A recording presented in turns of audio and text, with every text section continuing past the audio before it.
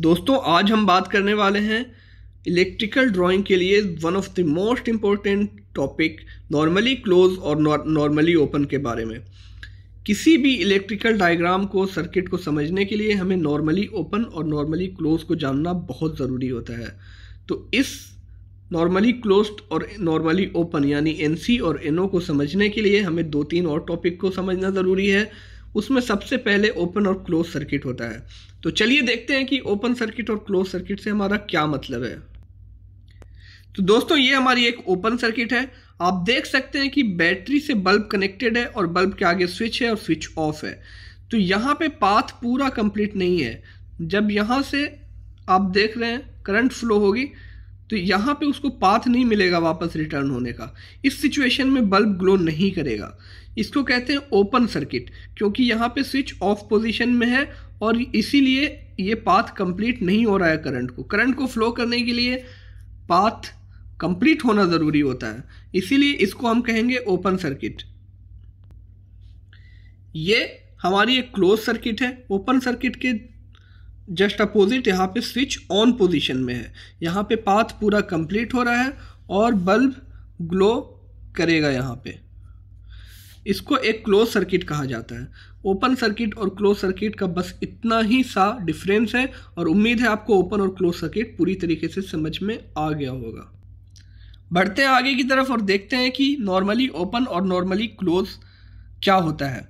अब हम इतना समझ गए हैं कि नॉर्मली ओपन और नॉर्मली क्लोज के प्रिंसिपल्स को, उसके बेसिक कॉन्सेप्ट को जानना अब हमारे लिए आसान है। तो हमारे पास सबसे पहले एक नॉर्मली ओपन का एक ड्राइंग है। इस ड्राइंग को हम लोग देखते हैं। यहाँ पे देखिए, यहाँ से फेज जा रहा है, यहाँ पे पुश बटन है जो कि आप देख सकते हैं कनेक्शन मेड नहीं है। यहाँ पे फेज आके स्टे हो जाएगा, इसको यहाँ पे जाने के लिए कोई रास्ता नहीं है। उसके आगे हमने एक बल्ब कनेक्ट किया है और उसको दिया है न्यूट्रल। तो यहाँ पे बात साफ है कि बल्ब को न्यूट्रल तो मिल रहा है लेकिन बल्ब के पास फेज नहीं मिल रहा है। लाइन या फेज इसके पास अवेलेबल नहीं है। बल्ब इस सिचुएशन में ग्लो नहीं करेगा। जैसे ही हम इस पुश बटन को दबाएंगे, जब हम इसको प्रेस करेंगे तो ये जो मेटल लीव होती है पुश बटन के अंदर, ये इसमें टच करेगा और सर्किट को करेगा कंप्लीट। जैसे ही सर्किट ओपन सर्किट से क्लोज सर्किट बनेगा, बल्ब ग्लो करने लगेगी। लेकिन ये पुश बटन को दबाने के बाद होगा। नॉर्मल सिचुएशन में ये सर्किट ओपन है, इसीलिए इसको कहते हैं नॉर्मली ओपन। नॉर्मली ओपन वो सर्किट होती है जो सर्किट कंप्लीट नहीं होती है, उसमें करंट फ्लो नहीं कर रहा होता है नॉर्मल सिचुएशन में, लेकिन उसमें पुश करके या सिलेक्टर स्विच या किसी और सहायता से कुछ करके उसको हम क्लोज बना सकते हैं। उस सर्किट को हम लोग नॉर्मली ओपन सर्किट कहते हैं।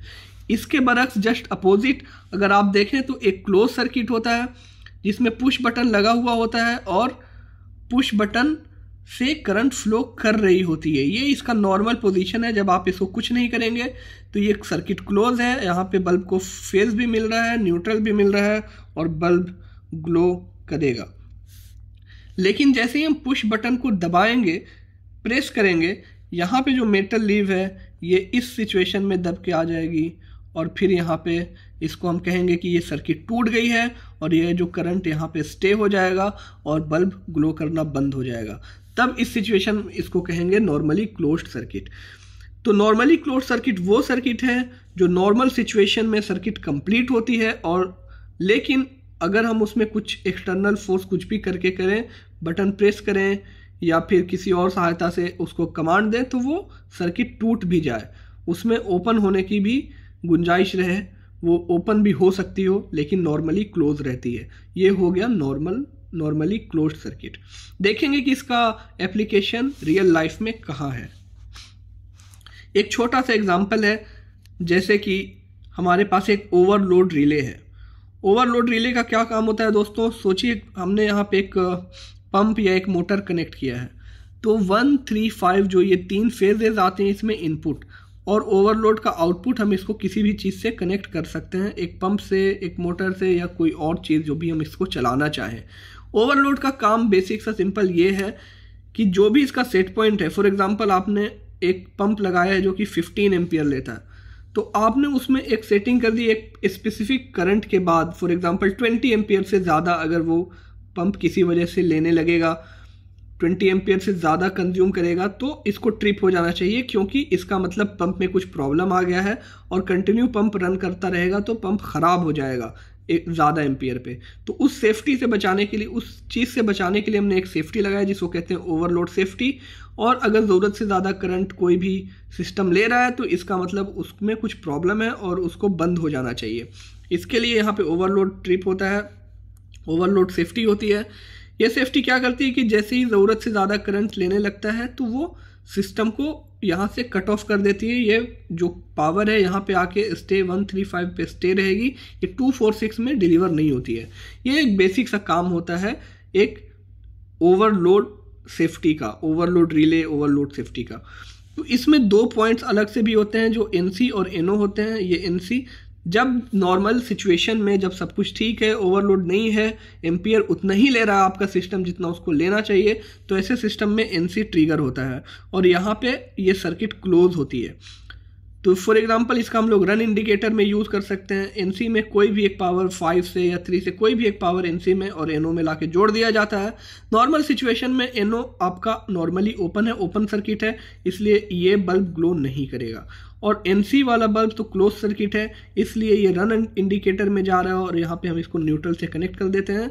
अगर सब कुछ अच्छा है तो आप पैनल पे देख सकते हैं कि ग्रीन लाइट से जनरली रन इंडिकेटर को दिखाया जाता है, तो आप देख सकते हैं कि रन इंडिकेटर चालू है और पंप चल रहा है। अब किसी केस में अगर ये एम्पियर ज़्यादा लेने लगेगा तो ये कट ऑफ हो जाएगा, एनसी की जगह पे एनओ क्लोज हो जाएगा सर्किट, क्योंकि ये नॉर्मली ओपन है और जब ओवरलोड बंद होता है तो फिर ये क्लोज हो जाता है सर्किट और नॉर्मली क्लोज सर्किट ओपन हो जाता है, just opposite.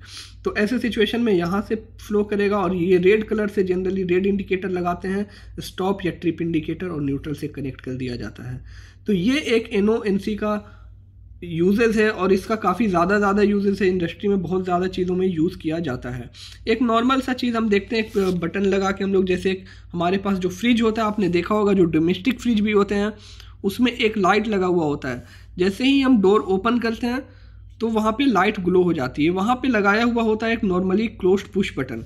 Normally close push button का क्या मतलब है कि अगर इस पुश बटन को अगर हम प्रेस नहीं करेंगे तो सर्किट कंप्लीट रहेगा, लाइट जलती रहेगी।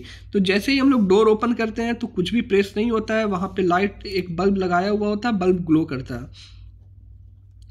लेकिन जैसे ही हम अपने डोर को प्रेस करते हैं, डोर जाके यहाँ इस पुश बटन के बटन को प्रेस करके बंद हो जाता है।